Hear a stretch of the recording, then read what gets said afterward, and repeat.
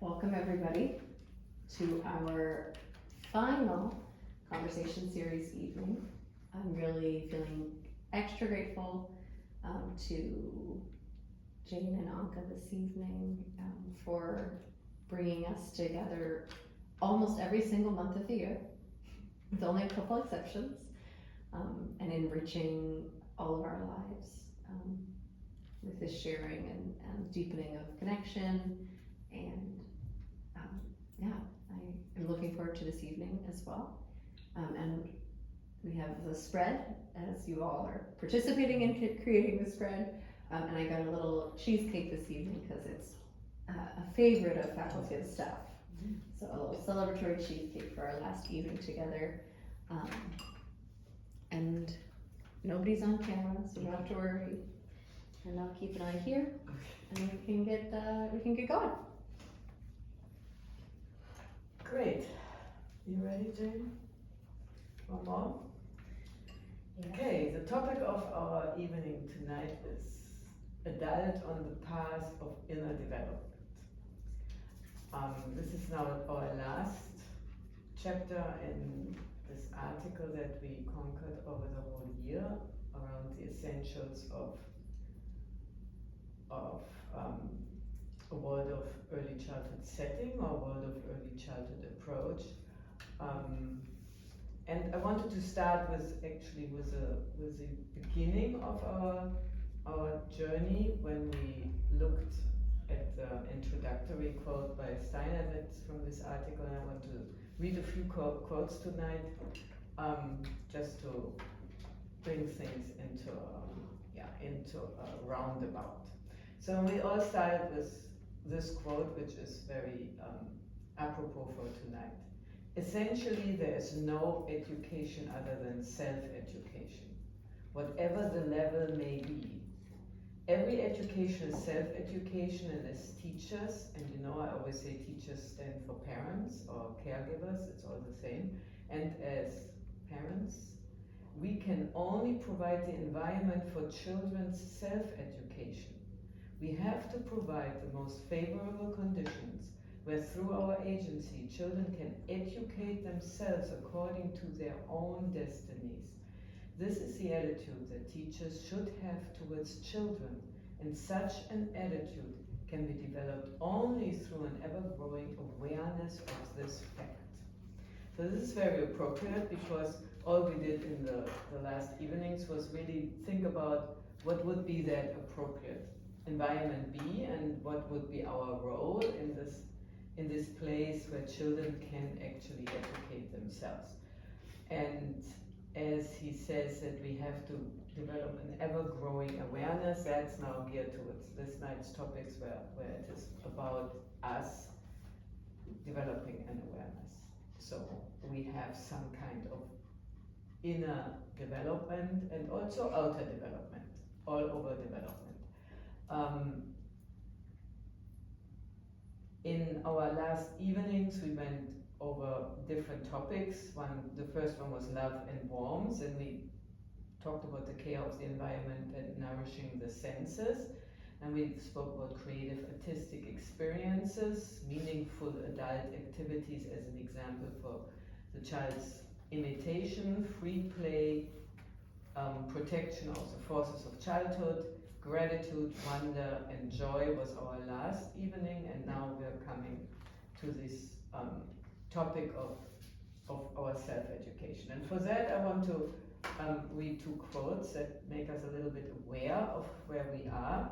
And I was at one point in my life very surprised that this is actually the fact that I'm not done at any point, because somehow I was raised, or I grew up in a culture where you looked forward to a certain kind of level of education and degrees, and when you reached them you felt that you were supposed to be done, but you never reached really this feeling of having been done. And then I had to surrender at a certain point saying, wow, it's not the end really, I'm not done. And I think I was around 30 when I was really very distressed about this fact that I wasn't done and that I had to go on and that there was more lying ahead. And then I guess I'm trying still to ease into this awareness. And there is a little quote from John Hagel from his journey. The Journey Begins. It's an excerpt which I like a lot, and we used it in our study group. And I really often read it and think about it. Many of us are on a journey to evolve from human doings to human beings. But let's not stop there. Let's claim our true nature as human becomings, constantly exploring and evolving and achieving more of our potential, for we are truly made of the earth and the stars. And Steiner phrases it like this: we must be educated in inner modesty so we can recognize that we are not, even for a moment, complete human beings. Instead, we continue to develop from birth to death. We must recognize that every day of life has a special value, that it is not without purpose that we must learn to live through our 30s, right after we have just gone through our 20s. We need to learn that each new day and each new year offers continual revelation. So thinking about these aspects and thinking about inner development, we come to this place where we really approach, when we look at our relationship to the children or to our classrooms and homes, where we approach the spiritual environment. It's not so much the physical, but it has to do with our own thoughts, our own attitude, and our own imaginations that are living in us. And those are invisible, obviously, and yet we all know how they influence our children. Correct? When we have a day where our attitude is not a calm, mellow attitude, but we feel a little stressed or stretched, we often see that in our children. So there are very little things. When I had my children were very little, and I would do my housework, right? I would clean or cook or would do the laundries, and they would play really nicely. As soon as the telephone rang, in those days I still had a landline, and that was like binding me to the landline, right? It was really wired up still, so I had to sit on the couch next to the telephone. The whole world would fall apart because I was talking to my girlfriend, and then in the end the children felt that I wasn't present. And it wasn't that I didn't pay attention to them, I was withdrawn from our home life. And that they pick that up, and then everything falls apart and we have to recenter ourselves. So looking at this invisible realm and looking at us, how we really influence our children so profoundly. I found recently a book, and I was so surprised, it was already published 9 years ago. It's called The Spiritual Child, actually from an author who is a professor here at Columbia University at the Teachers College. And in this book she describes, she goes through childhood and adolescence, but she makes the point from the place of a scientist that it is now scientifically proven that we have a spiritual aspect to us. It's inherent in us. And she makes a point in this book, which is very interesting, that she says that children really have this spirituality and that they need the adult world around them to be also spiritually striving so they don't lose it and they can cultivate it further. And that in a way is the message that we also always give when we say that children really, especially in early childhood, that they imitate us. And they not only imitate our outer gestures, which they really do to a degree. Sometimes it's a little scary because you will see yourself in a little form there, and you become very self-conscious and you really want to behave yourself worthy of their imitation. So you see that they imitate that, but they also imitate your inner attitude. And you can see that very clearly, that when you are, as an adult, when you're striving for something, that your children are striving with you. So when you're in a difficult situation, sometimes when you're really trying hard, for me it was when I went on airplanes with my 2 children by myself, and I hadn't really practiced that for a long time. So I would go on an airplane, I had all of these ideas how it would all go wrong and how it would be so horrible. And then first I had one child and second, and I didn't really know when I could diaper the one and diaper the other, and it was very stressful. And then I had, because I tried very hard to make it a mellow flight and the experience very good for everybody, so they just came along. And I said to myself, wow, this is really easy to do that. And sometimes when you're in everyday situations, you cannot pull it off. And then you see when you try harder, they also try harder, because they move into that place that we as adults also move in. So when we look at children, and we have spoken about it a little bit, and we think about this inner development of ourselves, we also have to look at them as a body, soul, and spirit, right? They are not only physical, and we have to recognize in the way that in anthroposophy or also in other spiritual forms, we think about our life on earth as a task to further ourselves, and we think about an evolution of humankind, but also of our spiritual inner self through recurrent incarnations. So if you look at a child like that, each child or each human being, each of us, comes with a certain task lying ahead, and often we don't really know that, and we want life to be in a certain way. And I certainly have my ideas how my life should be, and then I try very hard to accomplish certain things, and at times I think we might miss the essence.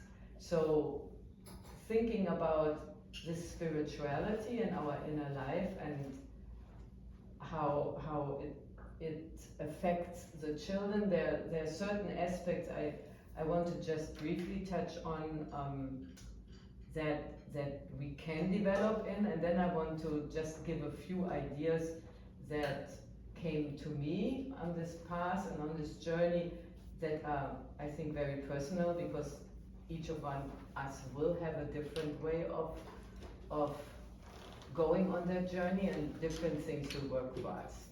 And I think one has to practice different approaches and be open to different approaches, and they don't have to come necessarily from one side. You can pick and choose from many sides.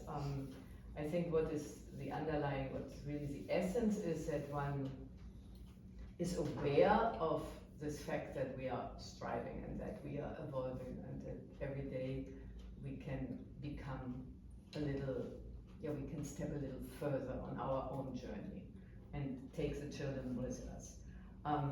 This recognition about us actively participating in our self-development, there are certain aspects where we as educators, as parents, develop ourselves and develop our viewpoints on life. I think one of the very important aspects for me is our spiritual relationship to the children. We obviously have a physical relationship to the children. They come in the morning, and we have our interactions. Sometimes they are just beautiful and cute, and sometimes they're a little bit more challenging, and we have to work through that also. But there is also a relationship that we develop to the children that is invisible, that's spiritual, where we concern ourselves with thinking about the child as its own being on their own journey through this lifetime, or even through several lifetimes that are lined up one after the other. So in order to do that, I think to be able to be open to look at the child, it's very important that we really deepen our understanding of human development and of child development. And I think we're living in a time where there's a lot of material out there. There are lots of studies being done, and some are inspiring, others are not so inspiring. We recently had a visit from one of the universities of one of their labs, where we thought, oh, they were interested in seeing something else, but they were actually interested in having our children go there and participate in their experiments. One of the experiments was, they were very excited about that, and I'm not making fun of it, but it's an interesting thought. What we can concern ourselves with. They wanted to find out how big the difference around between a circle and an oval has to be for a child of a certain age to distinguish the difference between circle and oval. You know, it's a continuum from circle to oval, a slide, and I think there's a perceptive accuracy that one can have and that can be determined, and one could study a child's skill in that area. Does it tell us a lot? Yeah, it tells us obviously about the nerve sense, maturation. Does it help us a lot in our everyday life? I don't know.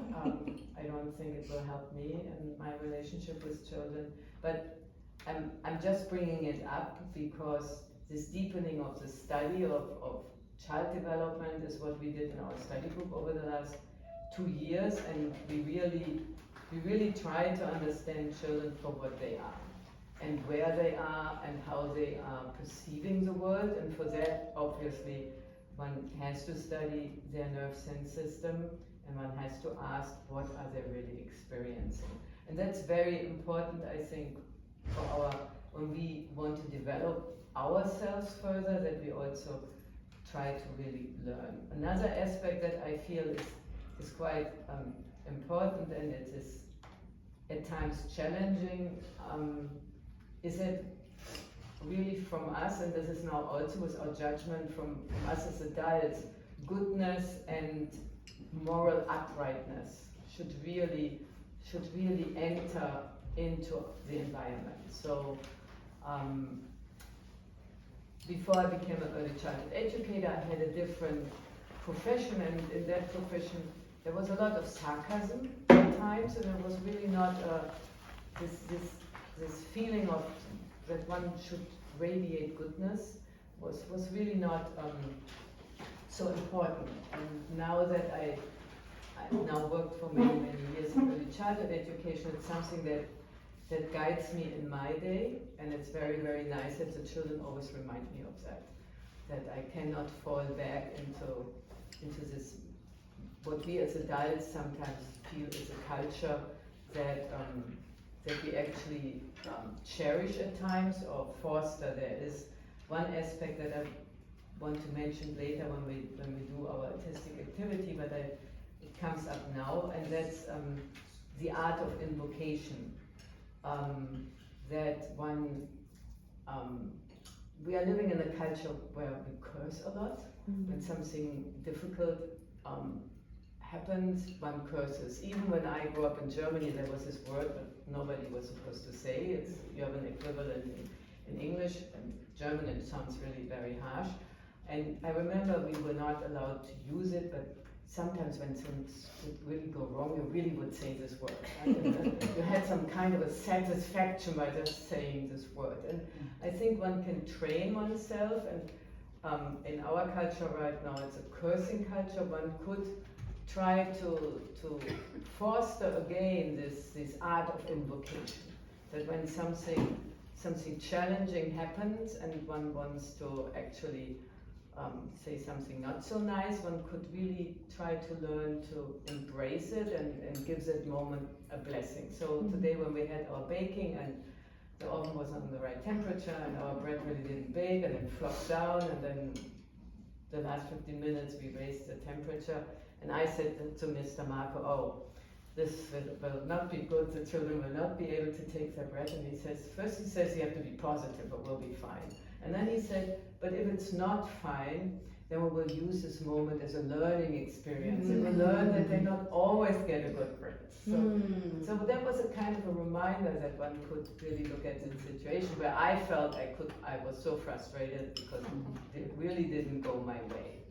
And this way of really living out of one's inner good morality, and really also challenging oneself all the time, and not falling into these ways of where sometimes we, in a culture, we do popular things, and as I said, at times it feels really good to to let the steam out and say something. But one could cultivate that, and then it becomes a norm, or one could actually cultivate the opposite. And I think that's something to strive for. Another aspect is that we align our inner and outer activity to healthy social and ethical values. And I think that's also a very difficult topic to talk about, because I think there's no longer such a common ground of us knowing what's socially and ethically healthy, because it's not so clear any longer as it was even 50 years ago. So we lost a little bit of ground, and we have to regain that ground. And I think it's of such importance, because our children do imitate us in everything, in our inner and outer approach. And another really important aspect, I think, when we work on ourselves as parents or educators, is to cultivate love. And by that, I really do mean that love that we talked about when we had the Rilke quote, that love that is not a sentimental love, and it's certainly not the love that we think about, romantic love, but the love for that we care for relationships, that we care for others. And for me, what's very important right now is also the love for this earth, because with all of the negative things happening, we focus on those. And if you think at somebody who just comes onto this earth and doesn't even know what this earth is now about, if you just hear that this earth is really all messed up and it's really horrible and it's like heating up and things will go down the drain the next moment, it's very hard to come into this world, right? I wouldn't want to come. Even if I'm already here, I would say, oh wow, this is not my world. So it's nice, it's important for us to develop this love for this earth and the caring for it. And we had our May fair in the garden, and we were very, very blessed with the weather, right? Because it wasn't too cold and it wasn't too hot. It was just the middle ground, just what we like, and it was so green and lavish, and you felt that the earth is a beautiful place. And we had all of the beautiful flowers, and everybody had these beautiful colors in the garden. It was just, you couldn't help loving the earth. And then when we danced and sang together, that was the love for the other. And there was a real, you really looked into the eyes of your friends and colleagues and other parents and the children. And yeah, that is, for me, that is like a moment where you cultivate love. So love is also something that carries us. And in this quote by Rilke, it talks about this love that is like so big that you can travel, and it's stored for you somewhere, and you can travel as far as you want to go without stepping out of it, right? So that you're always surrounded by this love, and if you have that, then you can go anywhere. And nobody says that all our paths in life are beautiful. They're also challenging, and to know that there is this love that is there for us even in these difficult moments is something that I find very reassuring. But it's nothing you can take for granted. I think it's something you have to work on over and over again, and you have to remind yourself, and you have to cultivate it every day. You have to do something where you feel that this love radiates out. And when you have that love, I feel that, and at least here for us, as we live in our early childhood classes, the children relax in that atmosphere, because even when difficult things happen, they feel it's okay, we can make the next step. Yeah, and I find that very reassuring. So there is this very, very challenging realm of self-knowledge when we talk about inner development, and there are different ways of gaining self-knowledge, and I want to become a little bit more personal right now, because there are so many paths how one can develop oneself, and there are so many different ways, and obviously I haven't tried all of them, and I tried just a few, and I want to share a few little things that I discovered on my journeys, and there are certain aspects that I'm still working on, but I have recently learned that a very, very important way for me to get to know myself is actually to be mild on myself, which is not necessarily how I conducted my life all the time, because one can be very driven and critical also with oneself.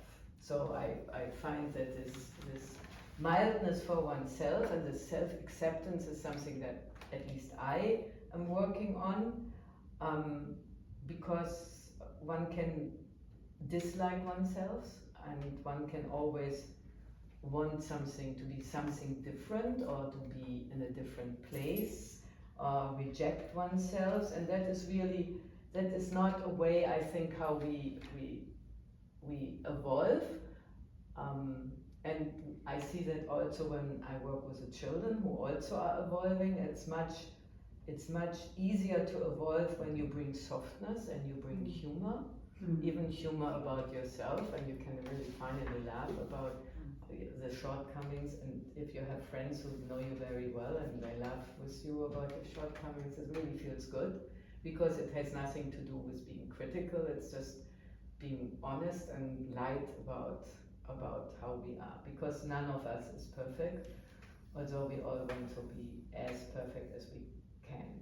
Another aspect of being kind and mild to oneself is also to train gently, right? So we are in a culture where we train really, we go to the gym and we are really, we want to accomplish a marathon, but it's not for everybody to accomplish that. And I tried a few methods of how you evolve yourself, and I came to the point right now that it is very good to train gently, and I will talk about a few exercises and how one can do them in a way that that one can strangulate oneself, or miss the exercise or don't do it right and you are not good enough. So this is not how one evolves. So one has to go with oneself's capacity and also cheer oneself on when one is not doing so well. Another aspect that I have to say I think is very, very important and I'm working on is that you do not armor yourself against the unwanted things. So I guess every one of us has aspects of themselves. I have those that I don't like, and when they come into my life, I can armor myself and retreat and reject them and just turn away from them, like believing they're not there. And it's much better to invite them to come in and say, there you are, my shortcoming. Just sit next to me, and I will sit with you for a while, and it's really not nice for me, and I really don't like this, but I will not reject you.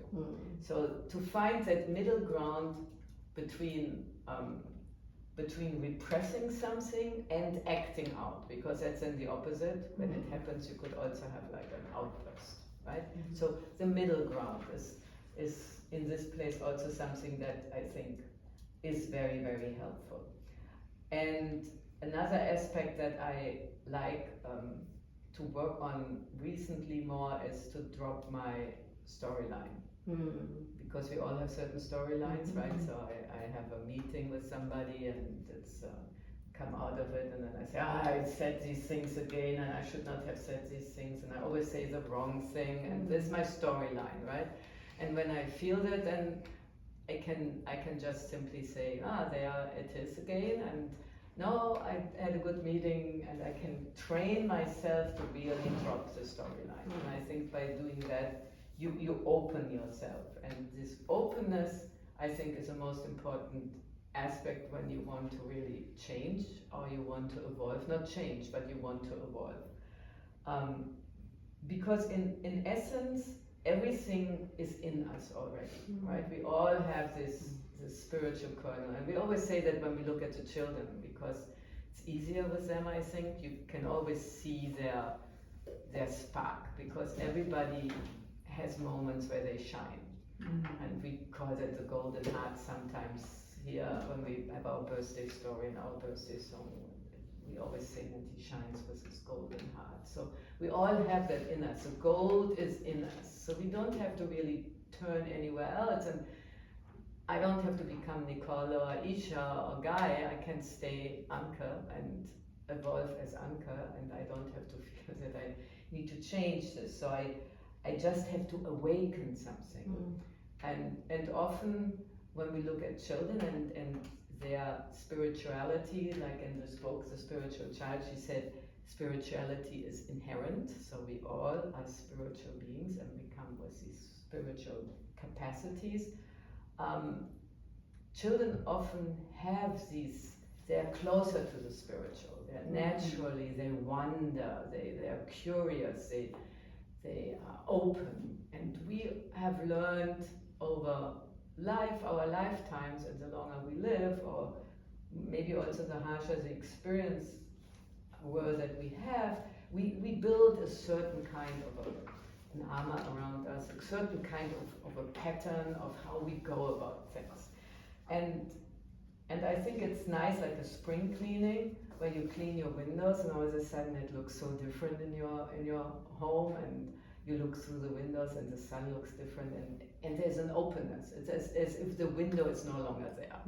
So if we can wash our windows once in a while, that got a little muddy and opaque, and we have a fresh view and the space widens again, where sometimes our pattern is to just retract, right? So we make it smaller.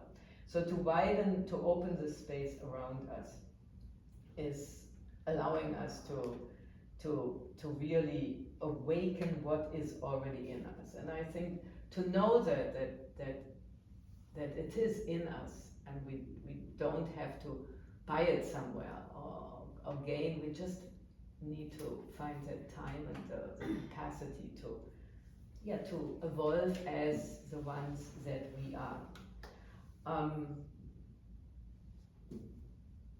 Often what happens when we try to change or to evolve is that inside us there is this battlefield between good and bad. And we look at ourselves, we say we're bad or this was good. And I think that's one other aspect to acknowledge, that we are both. So we are the living paradox. We are not only one, and we cannot only be good or only be bad, but we can work with this paradox, and we can acknowledge that this is actually, this messiness that's in us is maybe even our richness. And we often don't do that. And that's something that at least I have to learn. I'm not a messy person naturally. When things are messy, I always feel I have to clean them up and straighten them out, and I lock myself into my neatness. So I'm working on taking the messiness of my life and thinking there must be a good in it. So that can then lead to something that is called curiosity. Because often when we have this messiness or uncertainty in our lives, what happens is that we become afraid. At least I can become afraid, and then I'm full of fear, and then I don't step forward. So bravery is really not, it's not the lack of fear. Everyone has fear. Bravery is when you have more curiosity as you have fear. So you can step into the uncertainty and take your fear with you. So to have this aspect of curiosity, and this is how little children learn, right? Because if they would know all the things they have to learn in order to walk, I don't think they would even try. Because if I would have to learn something that is so complicated and where my whole body would have to mature in a certain way, I don't think if I would do it for my intellect, I would not embark on such a journey like that. It's even more difficult than learning another language, right? But children come, they're curious, they're open, they want to learn. And we as adults, I think, we can liberate ourselves from what we know and be open to the wisdom of the uncertainty, and by that get back into this state a little bit more of wonder. I know we have responsibilities as adults, and we can not only play around, but we can become a little bit more playful, and we can wonder a little bit more. And it's so nice that we have little children, so they can enrich us in that. Because little children don't look at the world or the material world as something that's solid. For them, everything can be transformed. And when you ever are outside this classroom and you listen just what happens in the classroom, you might think it's really chaotic and it's like horrible, but it's just to children knowing that the material world is not set. Right? I come into this room, I want all the toys in the place and everything is nice, but the children come into the room and nothing is set. Yes, the blocks are all there, but they are there for them to take them out and build something out of it. So the material world is not solid, and the more we, I think, as adults can entertain this fact that the physical world is not solid, the richer the physical world will become for us again, because we will see the transformations and we will not see them as an intrusion or as something to be afraid of, but it's something that also brings opportunity, and something that's very beautiful. I have to say, and maybe it's because I'm looking at the world differently, but this year I feel everything in nature is just so, it's so lavish, it's so beautiful. And I think this year the blossom, the spring blossom was more beautiful. I look at the mulberry tree. Last year we had lots of mulberries, but you look up there, there are not lots of mulberries, there's an endless amount of mulberries. It's like, I cannot even believe what will happen when they all get ripe and we are under it. We'll be all showered in mulberries. But this aspect of us really not setting this world, which we have learned, and at times we have to do because we have to be responsible. But to allow the world to be fluid, to speak for itself, to reveal itself to us rather than us wanting it to be. And I have very clear ideas of what I want, and I always had that in my life. And as I'm becoming a little bit more mature, and things not necessarily work out my way any longer, I don't know how I got away for so long that they really seem to work out my way, but now they don't seem to work out my way. I have to shift my inner attitude to it. And on this way where we do that, we also realize through our openness that everything is interrelated. Because everything you do for somebody else, somehow it comes back. It affects something in your relationship.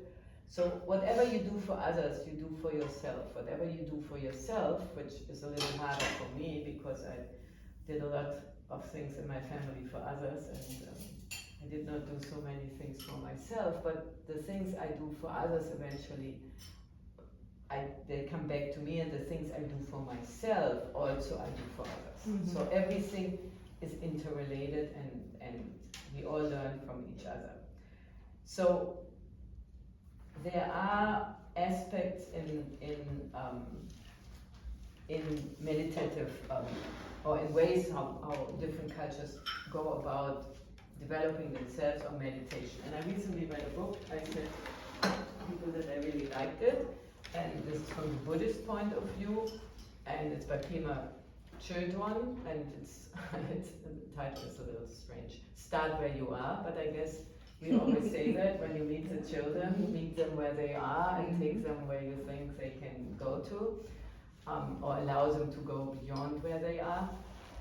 In this book, she talks about these 3 practices where you further yourself, and one is a sitting meditation, the other is giving and taking, and the third in Buddhist is training the mind. And I'm just mentioning it, I'm not going to go into detail, because before I read the more Buddhist approach, I read a lot of Steiner, and there's a book that's called Start Now.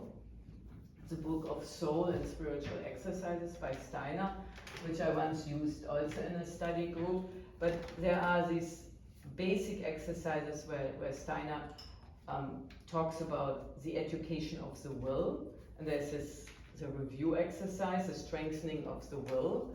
I just briefly want to mention it because it's a nice thing to start with. When you go to bed at night, you review your day, but you review it backwards. And I'm just mentioning it because I'm doing this exercise now for many, many years, and sometimes I fall short again, and then I don't do it for half a year, and then I say, oh, where's my backwards day?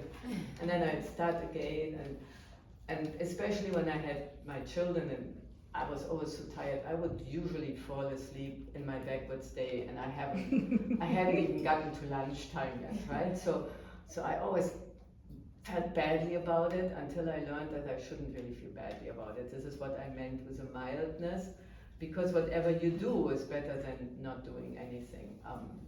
But this going backwards through your day, you are supposed to look at yourself from the outside. And that is what I found extremely difficult, because I usually went backwards through my day and I look at the world from the place that I looked at the world during my day.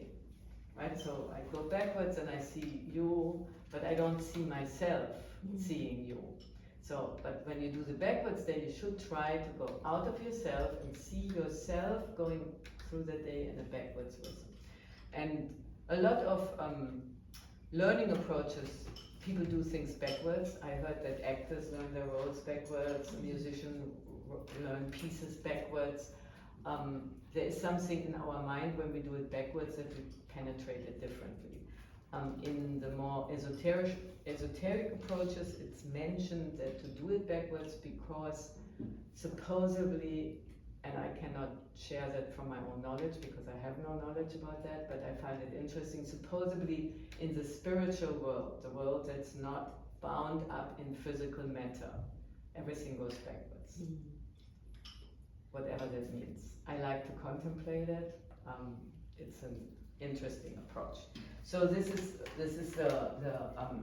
it's like the training of the mind in Buddhism. It's and the giving and taking and the sitting meditation. There's the education of the will, and then there are these 6 subsidiary exercises that Steiner gave. They're mostly about our soul qualities of thinking, feeling, and doing. But they are in a way also the concentration of the mind. And I find that very important because we're living in the time right now where our minds are so spread, right? Even compared to 20 years ago, when it's not 20 years ago, maybe it's 30 years ago, I don't even know. Yeah, 30 years ago, I didn't even have email, and one would get letters, right? And once in a while you would get a letter, and it took a while until you would get a letter, and then you would write an answer, and that would take a while until the answer was sent, and then it took a while until you got a reply to your answer. So we could focus our minds much more easily. Right now, our minds are radiating out, and I feel that in myself when I want to relax in the evening. I just scroll through my Instagram, right, and I look at all the beautiful cooking things that are offered to me, and how to prep for your week, and I have a lot of knitting patterns, a lot of plant dyeing comes up for me, also some self-care stuff with nice quotes comes up.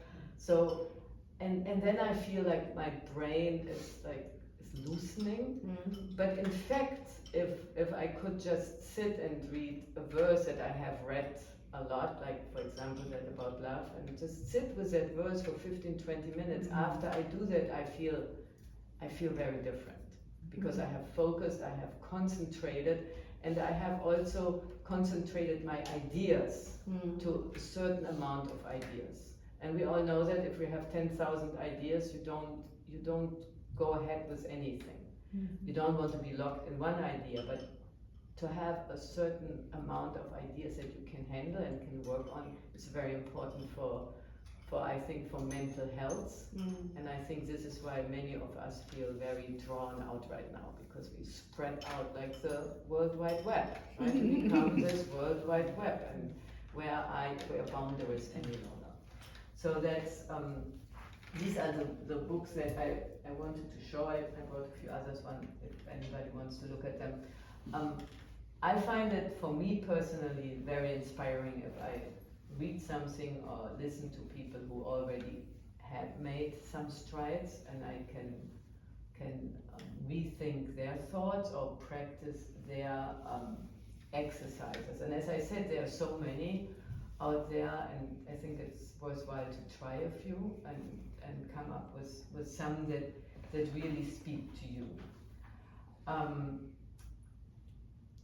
Yeah, that is essentially what I wanted to say about this inner development, and I know that Jane wanted to bring a closure.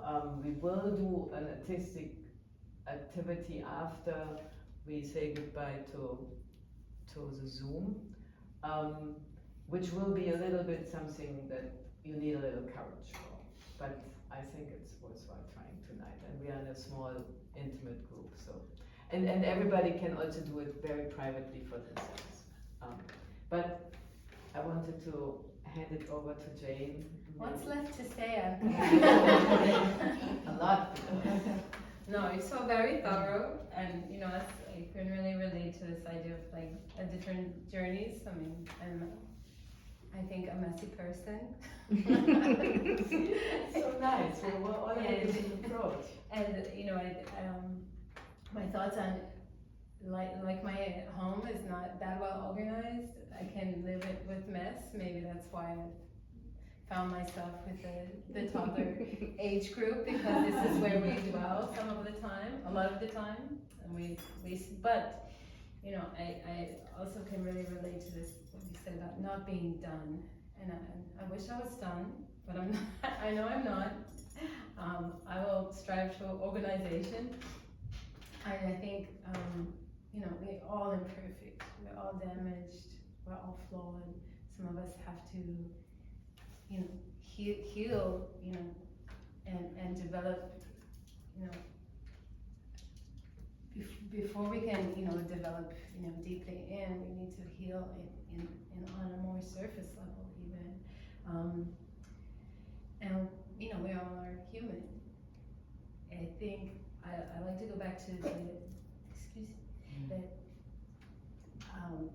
other title of the article that inspired me to have an idea for the conversation series, which is what young children really need. I mean, we talk about it's the essentials of Waldorf early childhood education, but it's not just, because it's really universally trying to what do young children really need. They don't need perfection. They need this idea that we are on the path, and they need to see you treading that path with all the obstacles in the way that you have to go around. They have to see this path and this process. And we all take that journey differently. I think in the modern world, when we're looking at our Instagram or whatever, we are often looking at these ideas for self-care, and it's sometimes confused with this inner work or inner development. I can sit and practice mindfulness, or I can go and get a massage or something, and this will help, right? But I don't think, and it is important that we all take time for those things. As soon as I start talking, he's like, yeah, what's happening? So those things are important, but it's more what Anke said, which is about like having self-awareness and reflectiveness. So you can sit and practice gratitude or prayer, meditation, but if you're not truly reflecting on your journey, on where you are, it's not going to make that great of a difference. It's not the real striving that children need us to be doing. I hope that makes some sense. No one can tell you what kind of self-care you need. Personally, I hate to be massaged, I hate to be touched. Like different things are for different people, and the same comes to your path for for inner work or inner development, it's your path.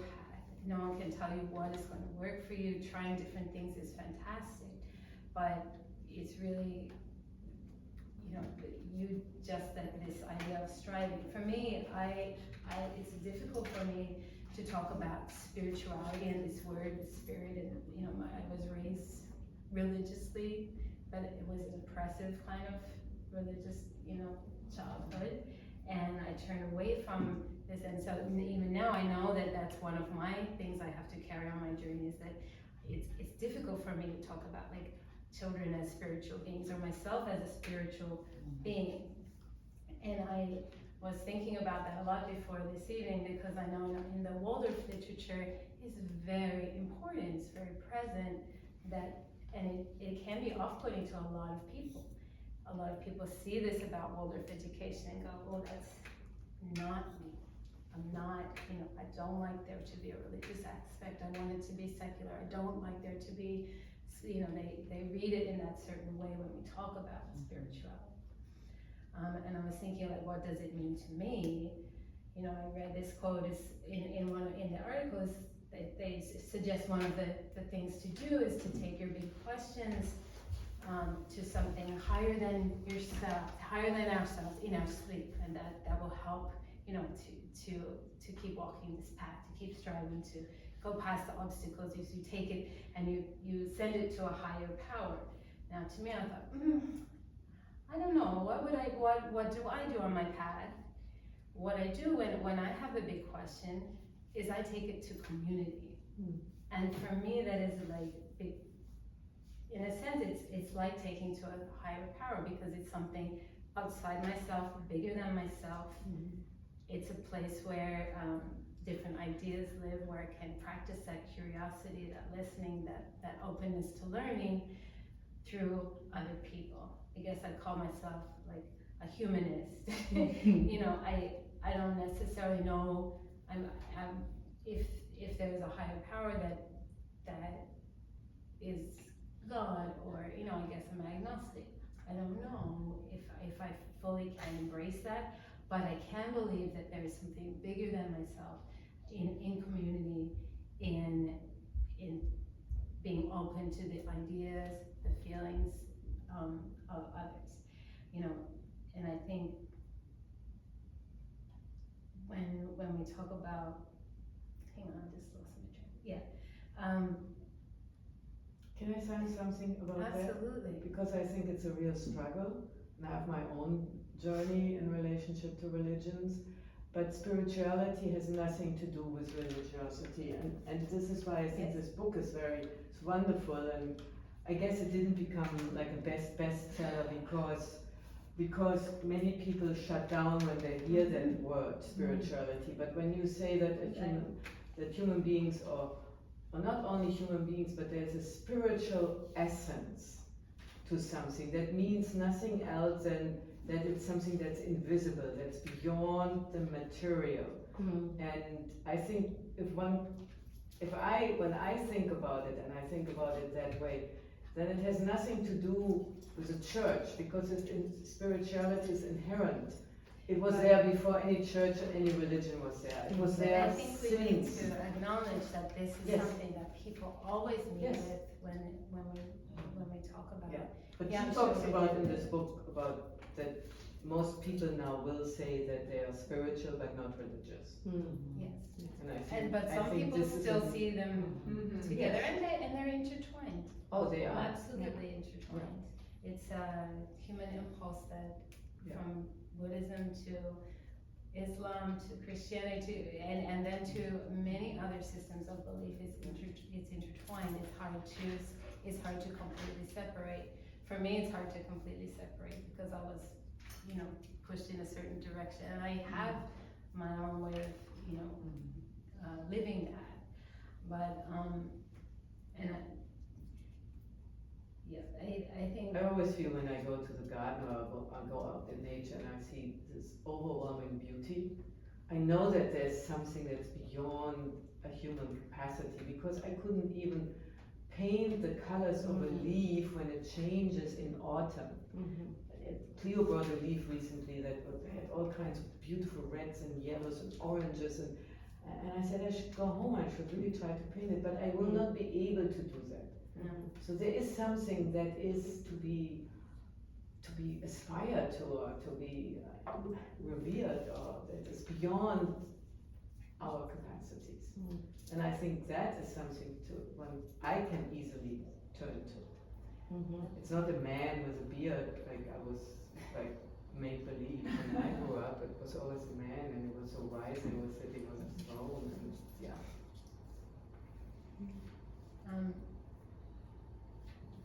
Yeah, so I mean, I think that like also when we come together collectively, there is something beyond. It is beyond, because it's more than each of us, or the sum of each of us, yes. I think, you know, and you touched on this too, which is that as well as being self-aware, inner development can also mean educating yourself as to where children are in their journeys. Because I think in early childhood, you know, teaching such a long time, you know, we meet many parents and many people out in the world who do not have an understanding of child development and are very hard on both themselves as parents or on teachers sometimes, on educators, and on the children themselves, because they don't understand what the children are still in their process, where their journey is and what they're still striving for. And we expect too much sometimes, a lot of the time. And that's part of my journey as a parent, is I have to really stop many times and look out there in community and have conversations and read and understand where their journey was, as opposed to, you know, mine, or what I remembered mine was as a child, or, you know, etc. I think I finally wanted to just, Jeannie, did you want to introduce this yourself? Or yeah, so Jeannie shared a nice article which I've put in the book for the community room, and you'll share a link or something, which is about confusion and uncertainty, and about this like curiosity and listening and finding answers in community, and finding paths to self-awareness and inner development through community. And I really thought it was beautiful.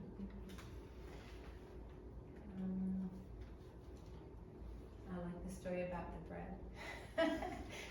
Yeah. You know, we do have a tendency to be very reactive to problems. You know, in our cultures, and the cursing. You know, I do it myself sometimes. In the classroom, I try to talk about, like, that's an uh-oh.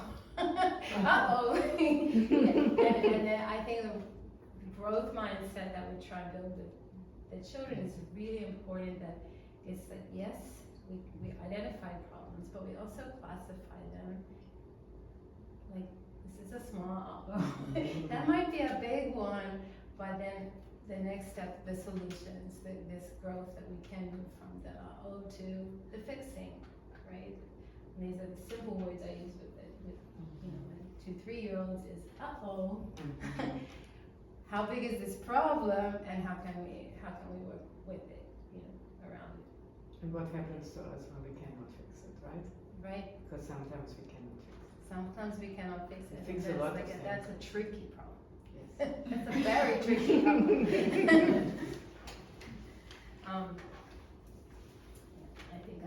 I think I said, you know. Can I say one more thing after, because this is now closing this cycle, and I always like to close cycles every single year when we have like a class and we start in September and everything is just chaotic, and it's very important for me at the end of the year to bring it to a closure.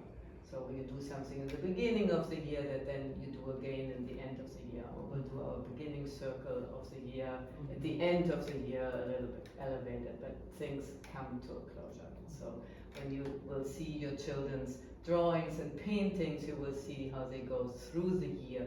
And it's a beautiful way of really acknowledging also our growth and our children's growth by really taking a moment and having time to look at that and reflect. We painted this week, and we haven't painted, we only painted since whatever, January or whatever, but this week was like so beautiful, and every single painting is so beautiful, and to see that, to see this beauty unfolding in front of us, to be able to observe it and to see how we grow.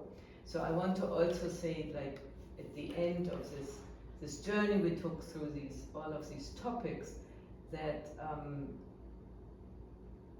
that we are always, I think, living between opposites and seeking the middle ground, which for me is like the universal human, because we are all human beings. And if I suffer and I know my suffering was something, I can be reassured that there are millions of people out there, they suffer the same suffering. So my suffering is many, many people's suffering. So when I can take it in, I can take in many people's suffering. I can, when I have joy, I can breathe out the joy and I can share it. And for me, something that I'm trying now is to do things differently.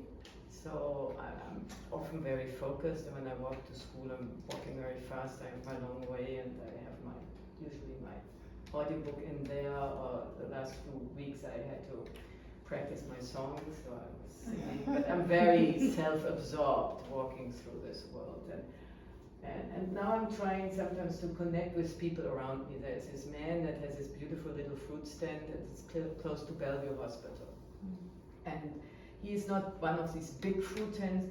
Every morning he lays out his fruit, and he lays them out beautifully, his mango, and he takes them out of the boxes and he puts them on his little fruit stand, and he has a limited variety of offerings. One morning I bought the mangoes at him. They're double the price at the other fruit stand, but when you see him work on his fruit stand, it's just, I paid attention, and then every morning now I walk by and I look at his fruit, and I say good morning to him, and we smile at each other, and it's a beautiful way of changing oneself, rather than going through the world and being on my mission, because I have to be on my mission, because always late and I always have a lot to do. It's so nice to open yourself, right? I feel now when I walk through Stuytown, the squirrels are coming closer to me. Even the birds are coming closer, and then I'm thinking, oh my God, maybe I'm on the way of becoming dematerialized, so they don't really feel the intrusion any longer. Right? I'm on my way out, so you can have all kinds of humorous. I thought you were turning to Cinderella. No, but I'm trying to see the common humanity. Even in things that I don't like to see, right? Things that are in the city that really upset me. When things fall apart, when people are poor, when they are injured, when the homeless, the migrants. There are so many things I can just try to not see it, or I can see it and still see an opportunity and still feel a connection.